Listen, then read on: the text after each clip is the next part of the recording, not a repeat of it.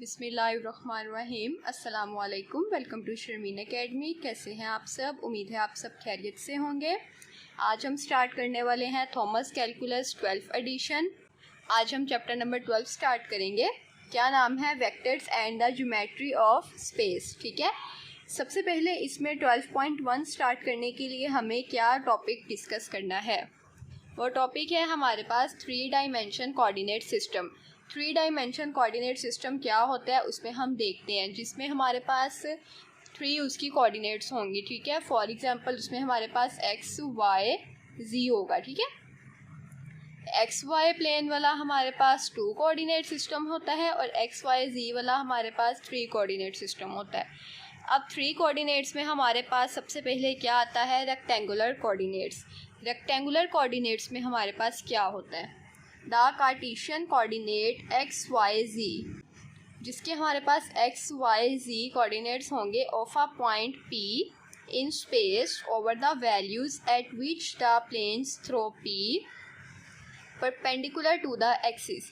अब ये हमारे पास जो ओरिजिन पॉइंट है इसको हम पी पॉइंट कह रहे हैं, इसको आप ओ भी कह सकते हैं, इसको आप पी भी कह सकते हैं। ठीक है, तो क्या कहा जा रहा है? कार्टेशियन कोऑर्डिनेट एक्स वाई जी, हमारे पास एक्स वाई जी प्लेन होगा। ठीक है, ऑफ द पॉइंट पी पे, पी पॉइंट पे हमारे पास एक्स होगा, वाई होगा, जी होगा। ठीक है, एक दूसरे के परपेंडिकुलर होंगे।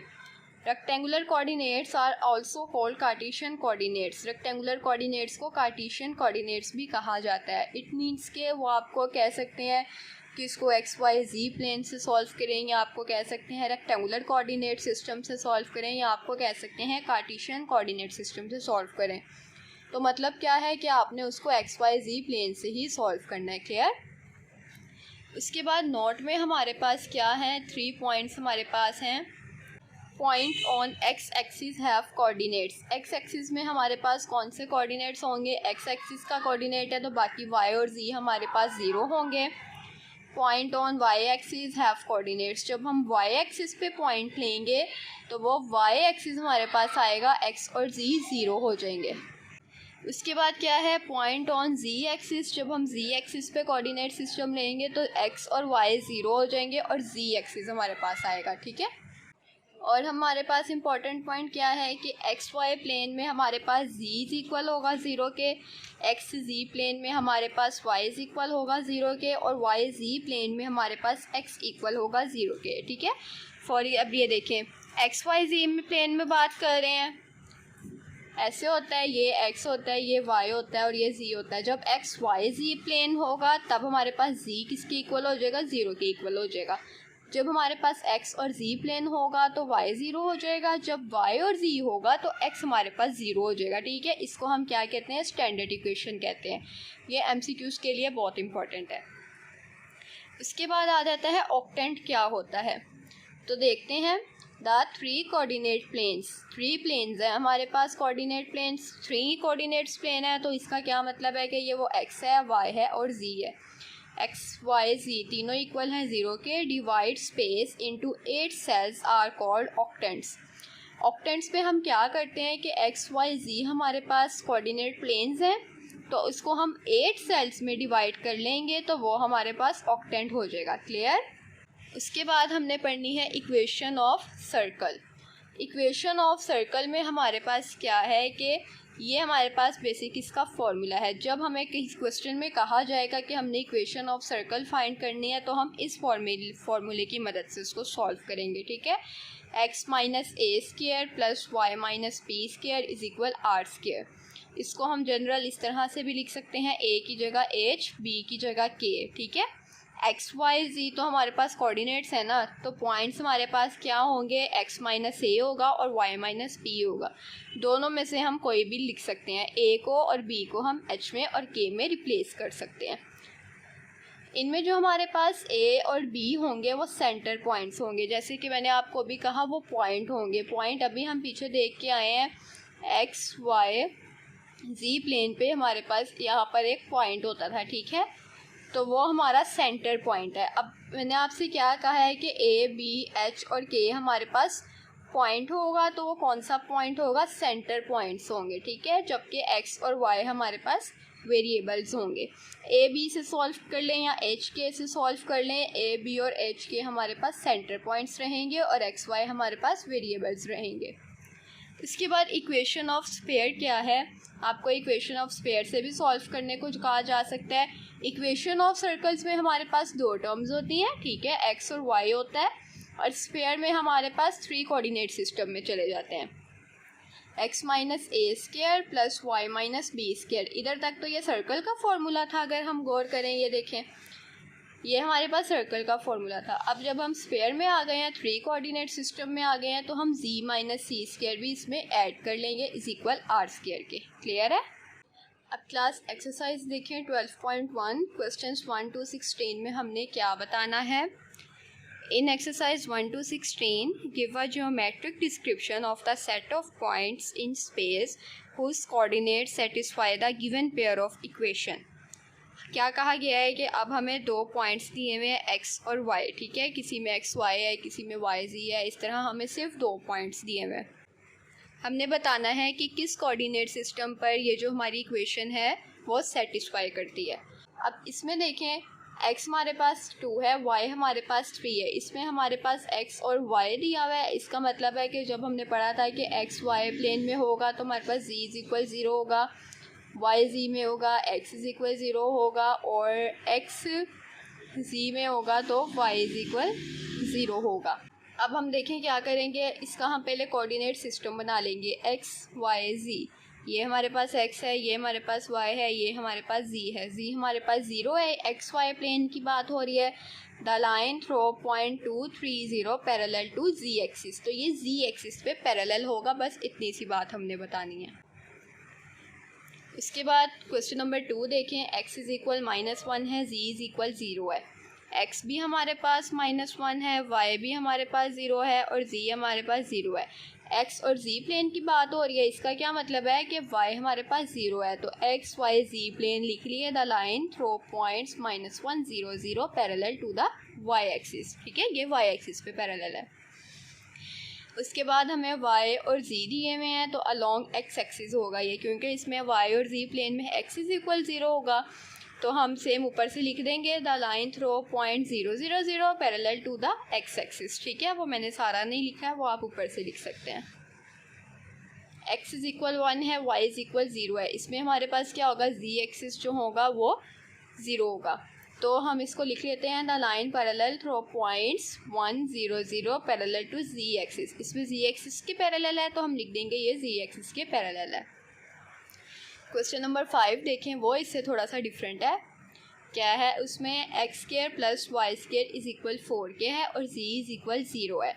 अब ये अगर हम गौर करें तो ये हमारे पास किसकी इक्वेशन बन रही है। क्वेश्चन में उन्होंने हमें यही कहा है ना कि हमने पेयर ऑफ इक्वेशन को सेटिस्फाई करवाना है।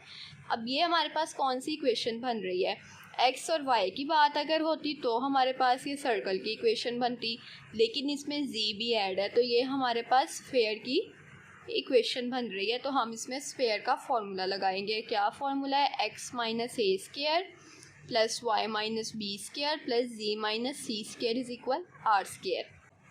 एक्स माइनस ए क्या है, 0 है, वाई माइनस बी भी 0 है, और सी भी हमारे पास 0 है, इज इक्वल्स टू 2 स्क्वायर, ठीक है, क्योंकि ये हम देखें x square plus y square है, तो ये स्क्वायर की बात हो रही है, तो हम 2 स्क्वायर लगाएंगे। ये चीज़ वैसे ही स्क्वायर में 0 हो जाएगी। अब x minus 0 square plus Y minus 0 square plus 0 is equal 4, 2 का स्क्वायर ओपन किया 4, तो ये चीज़ हमारे पास क्या होगी, सेंटर होगा, और ये हमारे पास क्या होगा, रेडियस होगा, ठीक है। रेडियस हमारे पास 2 है, क्योंकि हम रेडियस r से रेडियस होता है हमारे पास, r किसको डिनोट करता है, रेडियस को, तो r का स्क्वायर हमने 2 का स्क्वायर लिया था, तो 2 हमारे पास क्या है, रेडियस है, ओके।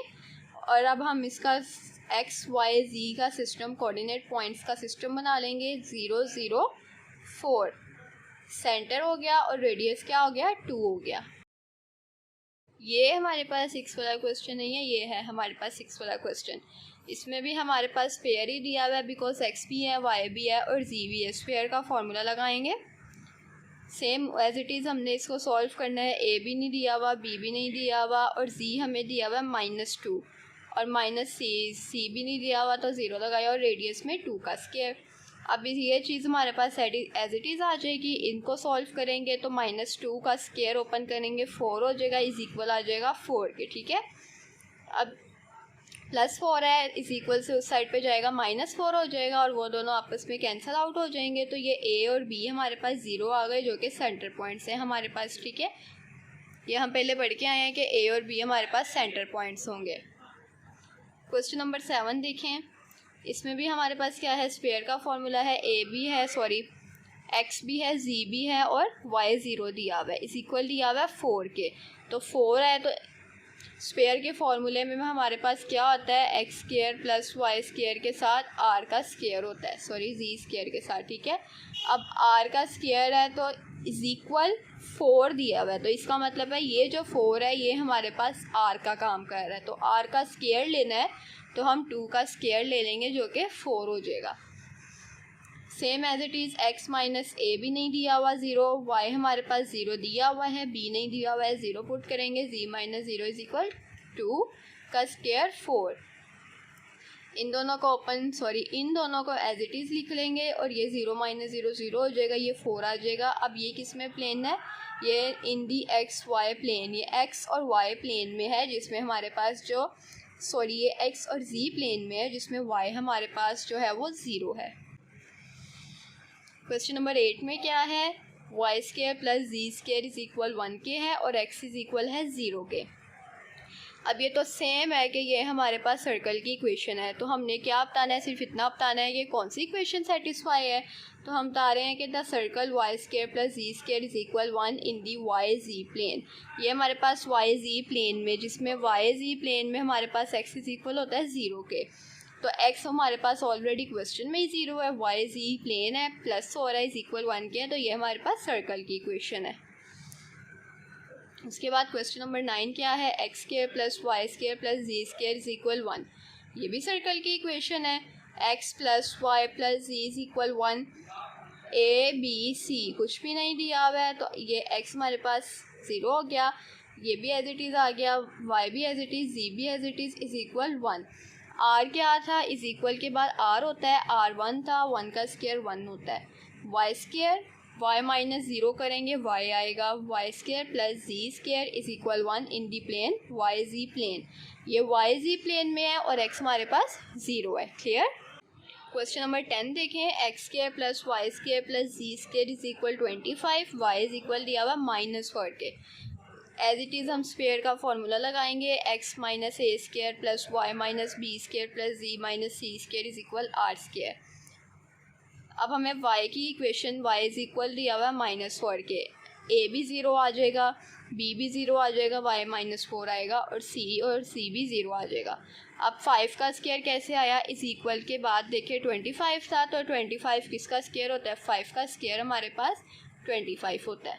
r का स्क्वायर लिखना था हमने, एज इट इज़ आ जाएगा, -4 का स्क्वायर लेंगे 16 आएगा और ये भी एज इट इज़ आ जाएगा, 5 का स्क्वायर 25 ओपन कर लिया, 16 इधर प्लस है उस साइड पे जाएगा तो माइनस का हो जाएगा, इन दोनों को माइनस करेंगे 9 बन जाएगा। अब 9 भी देखें हमारे पास 3 का परफेक्ट स्क्वायर होता है 9। अब इसमें हम दोबारा से इक्वेशन लगाएंगे, एक्स माइनस 0 का स्क्वायर, जी माइनस 0 का स्क्वायर। अब हम ये सर्कल का लगा रहे हैं, ठीक है, इज इक्वल सर्कल का यही होता है ना कि x माइनस ए का square plus Y minus B का square is equal are square. तो ये देखें, x माइनस ए स्क्वायर, वाई माइनस जी हो या y हो, जनरल इक्वेशन की मैं अगर बात करूँ तो उसमें y होता है। अब 9 है तो 9 में क्या है हमारे पास 3 का स्क्वायर, r का स्क्वायर इज इक्वल 3 का स्क्वायर। तो इसमें सेंटर हमारे पास क्या है, 0 और 0, सेंटर पॉइंट्स ए और बी होते हैं और रेडियस क्या है 3 है। और प्लेन कौन सा है, ये एक्स जी प्लेन है जिसमें वाई हमारे पास क्या है 0 है, क्लियर है। सो इस वीडियो में हमने अपने 10 क्वेश्चन सॉल्व किए हैं एक्सरसाइज नंबर 12.1 के। नेक्स्ट वीडियो में हम इसके 11 to 16 क्वेश्चंस को डिस्कस करेंगे। तब तक के लिए आप इस वीडियो को लाइक करें, कमेंट करें, शेयर करें और मज़ीद अच्छी वीडियोस देखने के लिए चैनल को लाजमी सब्सक्राइब कर लें। अपना बहुत सा ख्याल रखिएगा, मुझे अपनी दुआओं में याद रखिएगा। अल्लाह हाफिज़।